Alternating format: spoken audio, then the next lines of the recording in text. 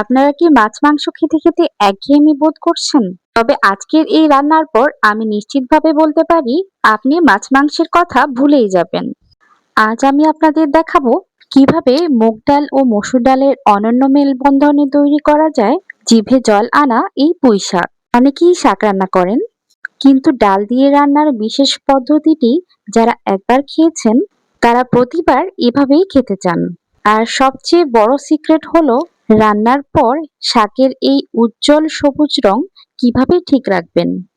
চলুন কথা না বাড়িয়ে দেখে নেই কিভাবে তৈরি করবেন এই স্বাস্থ্যকর ও সুস্বাদু রেসিপিটি।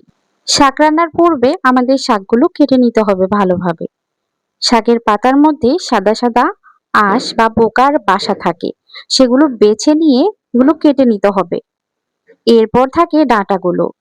ডাঁটাগুলোর খোসা ছাড়ানো লাগে না পুঁই শাকের। এই খোসাগুলো যদি ছাড়ানো হয় তাহলে শাকটা আঠালো হয়ে যায়।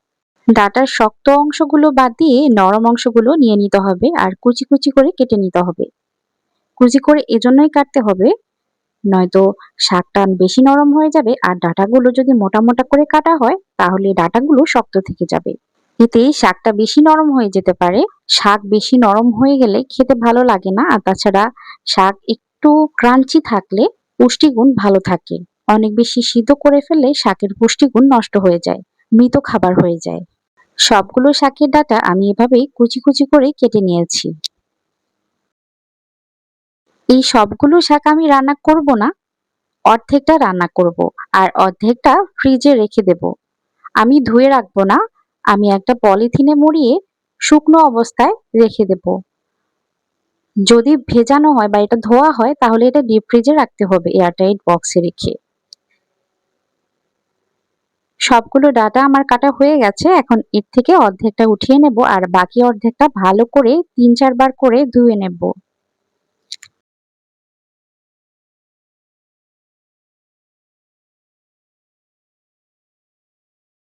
চুলায় একটা প্যানে আধা কাপ মসুর ডাল এবং মুগ ডাল দুইটা মিলিয়ে নিয়েছি। দুইটা মিলিয়ে যদি শাকটা রান্না করা হয় তাহলে খেতে অনেক বেশি মজার হয়। দুইটা ডালই আমি অফ ক্যামেরায় ধুয়ে নিয়েছি। আর এখানে ৪ কাপের মতো পানি দিয়েছি।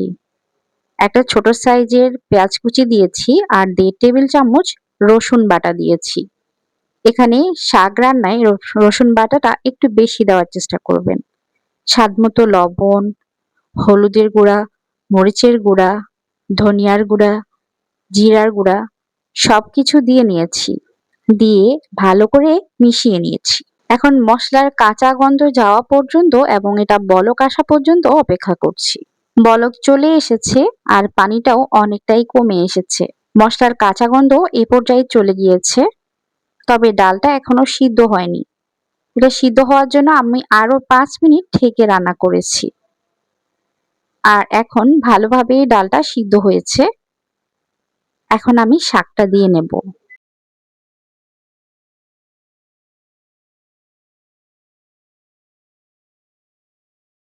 শাকটা আমি অফ ক্যামেরায় ভালো করে ধুয়ে পানি ঝরিয়ে রেখেছিলাম।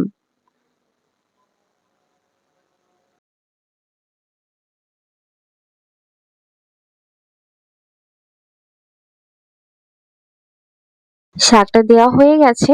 এখন পুরো মুখে মুখে মনে হচ্ছে শাকটা, কিন্তু একটু পর এটা অনেকটাই নেতিয়ে যাবে। আমি এটা নেড়ে চেড়ে দিচ্ছি, ডালগুলো উপরে উঠিয়ে নিচ্ছি, মানে শাকের সাথে ডালগুলো খুব ভালো করে মিশিয়ে নিচ্ছি। আর এই পর্যায়ে ঢাকনা দেবেন না। শাকের মধ্যে যদি ঢাকনা দিয়ে দেন রান্না করার সময় তখন শাকটা কালার চেঞ্জ হয়ে যায়, সবুজ কালারটা আর থাকে না। এছাড়াও শাকের যে ক্রাঞ্চি ভাব আছে সেটাও নষ্ট হয়ে যায়। এখন মনে হচ্ছে যে ঝোল কম, তবে না, ঝোলটা কিন্তু শাকের মধ্যে আছে। শাক একটু পরেই কিন্তু পানি ছেড়ে দেবে নেতিয়ে গিয়ে। তাই এক্সট্রা করে এ পর্যায়ে কোনো ঝোল অ্যাড করবেন না। যদি ঝোল অ্যাড করতেই হয় তাহলে গরম ঝোল দেবেন, তবে সেটা শাক দেওয়ার পূর্বে। নয়তো কি হয়, শাকের যে একটা টেস্ট সেটা নষ্ট হয়ে যায়।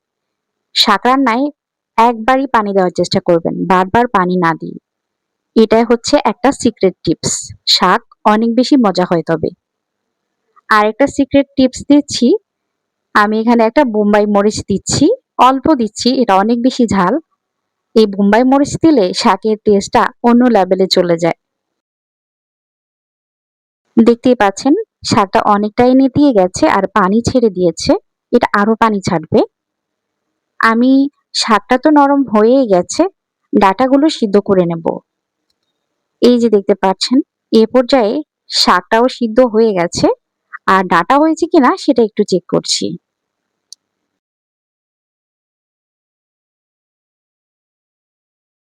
ডাঁটাটাও প্রপার ওয়েতে সিদ্ধ হয়ে গেছে। আমি এখন শাকটা নামিয়ে বাগার দিয়ে নিচ্ছি। কড়াই দেখে ভয় পাবেন না, এখানে আমি মাছ ভাজা করেছি। সেই মাছ ভাজা প্যানেই আমি এখন বাগার দিয়ে নিচ্ছি। ১ টেবিল চামচ রসুন কুচি দিয়েছি, আমি একদম মিহি কুচি করে নিয়েছি। আর সয়াবিন তেল দিয়েছি। চুলার হিটটা একদম বাড়িয়ে দিতে হবে বাগার দেওয়ার সময়। পেঁয়াজও দিয়েছি, তবে পেঁয়াজটা অপশনাল, রসুনটা দিতেই হবে বাগার দেওয়ার সময়। রসুনটাই হচ্ছে মাস্ট।